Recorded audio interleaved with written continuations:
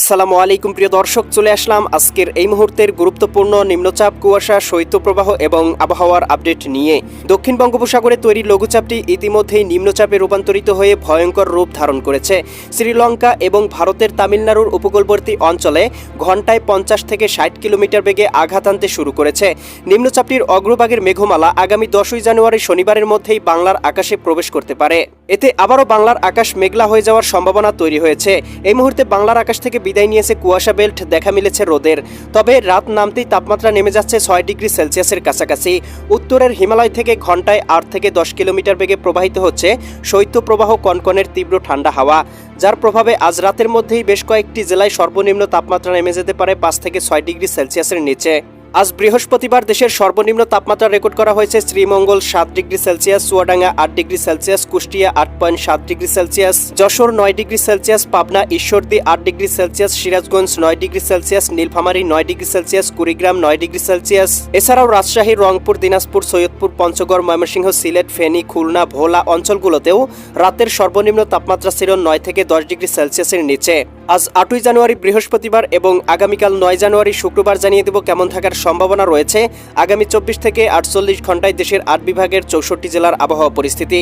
তাই প্রিয় দর্শক, আপনি দেশের কোন জেলা থেকে ভিডিওটি দেখছেন কমেন্ট করে আমাদেরকে জানিয়ে দিন এবং প্রতিদিনের নিত্য নতুন আবহাওয়ার খবর ও পূর্বাভাস পেতে এই চ্যানেলটি সাবস্ক্রাইব করে বেল আইকন অন করে রাখুন। প্রিয় দর্শক, চলে আসলাম আবহাওয়ার পূর্বাভাস চিত্রে। এখান থেকে দেখতে পাচ্ছি এই মুহূর্তে হিমালয় থেকে শৈত্যপ্রবাহ কনকনের তীব্র ঠান্ডা হাওয়া কিন্তু বাংলায় প্রবেশ করতে শুরু করেছে। এর প্রভাবে দেখতে পাচ্ছি ইতিমধ্যে রংপুর, এদিকে রাজশাহী, ময়মনসিংহ, সিলেট, এদিকে ঢাকা, খুলনা, বরিশাল এবং চট্টগ্রাম বিভাগের তাপমাত্রা নেমে গিয়েছে হিমাঙ্কের কাছাকাছি। তীব্র শৈত্যপ্রবাহ অনুভূত হচ্ছে। সেই সাথে ভারতের কলকাতা, পশ্চিমবঙ্গ, উত্তরবঙ্গ, আসাম, ত্রিপুরা, মিজোরাম, মেঘালয় অঞ্চলগুলোতেও তীব্র শৈত্যপ্রবাহ এই মুহূর্তে বিরাজমান রয়েছে। দিনের আবহাওয়াটা পরিষ্কার থাকলেও তাপমাত্রা কিছুটা বৃদ্ধি পাচ্ছে, তবে রাত নামতেই তাপমাত্রা নেমে যাচ্ছে হিমাঙ্কের কাছাকাছি। প্রিয় দর্শক, চলে আসলাম তাপমাত্রা পূর্বাভাস চিত্রে। এখান থেকে আমরা দেখতে পাচ্ছি আগামীকাল সকালের মধ্যেই এদিকে রংপুর, গাইবান্ধা, কুড়িগ্রাম, নীলফামারী, লালমনিরহাট, দিনাজপুর, ঠাকুরগাঁও, পঞ্চগড় জেলাগুলোতে সর্বনিম্ন তাপমাত্রা নেমে যেতে পারে 10 ডিগ্রি সেলসিয়াসের নিচে। এদিকে রাজশাহী, সিরাজগঞ্জ, বগুড়া, পাবনা, নাটোর, নওগাঁ, চাঁপাইনবাবগঞ্জ, জয়পুরহাট জেলাগুলোতেও সর্বনিম্ন তাপমাত্রা নেমে আসার সম্ভাবনা রয়েছে 10 থেকে 11 ডিগ্রি সেলসিয়াসের নিচে। ময়মনসিংহ, জামালপুর, শেরপুর, নেত্রকোনা, সিলেট, সুনামগঞ্জ, হবিগঞ্জ, মৌলভীবাজার অঞ্চলগুলোতেও সর্বনিম্ন তাপমাত্রা চলে আসতে পারে 11 ডিগ্রি সেলসিয়াসের নিচে। এদিকে রাজধানী ঢাকা, নারায়ণগঞ্জ, মুন্সিগঞ্জ, গাজীপুর, মানিকগঞ্জ, নরসিংদী, টাঙ্গাইল, ফরিদপুর, রাজবাড়ী, মাদারীপুর, শরীয়তপুর, গোপালগঞ্জ, কিশোরগঞ্জ জেলাগুলোতেও সর্বনিম্ন তাপমাত্রা 12 ডিগ্রি সেলসিয়াসের নিচে চলে আসার সম্ভাবনা রয়েছে।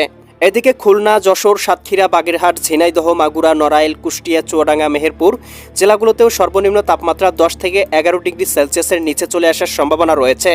এবং শেষ রাতের দিকে দেখতে পাবো বরিশাল, পটুয়াখালী, ভোলা, বরগুনা, ঝালকাঠি, পিরোজপুর জেলাগুলোতেও সর্বনিম্ন তাপমাত্রা চলে আসতে পারে 11 থেকে 13 ডিগ্রি সেলসিয়াসের মধ্যেই।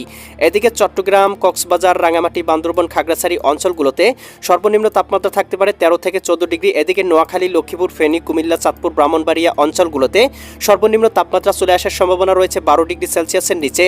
ভারতের ত্রিপুরা রাজ্যেও মোটামুটি 12 থেকে 13 ডিগ্রি সেলসিয়াস, উত্তরবঙ্গ, আসামের দিকেও মোটামুটি 10 থেকে 11 ডিগ্রি সেলসিয়াস। তবে এদিকে মেঘালয় এবং মিজোরামের দিকে দেখতে পাচ্ছি তাপমাত্রা আরও নেমে যেতে পারে 7 থেকে 8 ডিগ্রি সেলসিয়াসের কোঠায়। এদিকে ভারতের কলকাতা, খড়গপুর, চন্দননগর, আরামবাগ, মুর্শিদাবাদ, কাটোয়া, দুর্গাপুর, শান্তিপুর, উত্তরবঙ্গ, পুরুলিয়া, মালদা, ইসলামপুর, শিলিগুড়ি, দার্জিলিং, কোচবিহার, এদিকে জলপাইগুড়ি, আসাম, ধুবড়ী, তুরা অঞ্চলগুলোতেও 10 থেকে 9 ডিগ্রি সেলসিয়াসের নিচে চলে আসার সম্ভাবনাও রয়েছে। প্রিয় দর্শক, দিনের আবহাওয়া পরিষ্কার এবং রৌদ্রোজ্জ্বল থাকায় দিনের তাপমাত্রা কিছুটা বৃদ্ধি পেতে পারে। ঢাকা বিভাগে সর্বোচ্চ তাপমাত্রা উঠতে পারে 24 ডিগ্রি সেলসিয়াস, বরিশাল বিভাগে সর্বোচ্চ 23 ডিগ্রি, খুলনা বিভাগেও সর্বোচ্চ 22 থেকে 23 ডিগ্রি সেলসিয়াস, রাজশাহী বিভাগে সর্বোচ্চ দিনের বেলা তাপমাত্রা উঠতে পারে 22 ডিগ্রি সেলসিয়াসে। এদিকে রংপুর বিভাগেও সর্বোচ্চ উঠতে পারে 22 ডিগ্রি সেলসিয়াস। এদিকে ময়মনসিংহ 23 ডিগ্রি সেলসিয়াস, সিলেট বিভাগে 24 থেকে 25 ডিগ্রি সেলসিয়াস। ত্রিপুরা রাজ্য আমরা দেখতে পাচ্ছি সর্বোচ্চ উঠতে পারে 25 থেকে 26 ডিগ্রি, চট্টগ্রামেও 25 থেকে 26 ডিগ্রি সেলসিয়াস পর্যন্ত তাপমাত্রা সর্বোচ্চ ওঠার সম্ভাবনা রয়েছে। প্রিয় দর্শক, চলে আসলাম মেঘমালা পূর্বাভাস চিত্রে। এখান থেকে দেখতে পাচ্ছি এদিকে দক্ষিণ বঙ্গোপসাগরের কাছে তৈরি হয়েছে বিধ্বংসী লঘুচাপ এবং এটি কিন্তু ইতিমধ্যেই নিম্নচাপে রূপান্তরিত হয়ে এদিকে শ্রীলঙ্কার উপকূলবর্তী অঞ্চলে আঘাত আনতে শুরু করেছে। কোথাও কোথাও ভারী বজ্রসহ বৃষ্টিপাতের সাথে বইছে ঝড় ও দমকা বাতাস।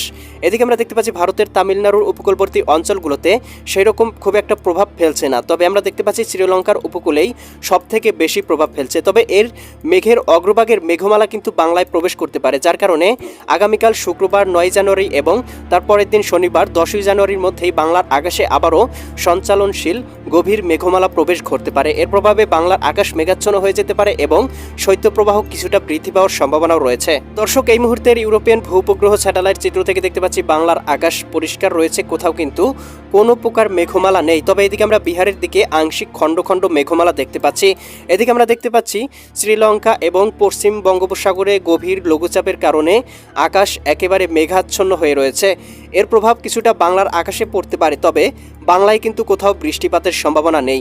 প্রিয় দর্শক, এই ছিল আগামীকালকের আবহাওয়ার সম্পূর্ণ পূর্বাভাস।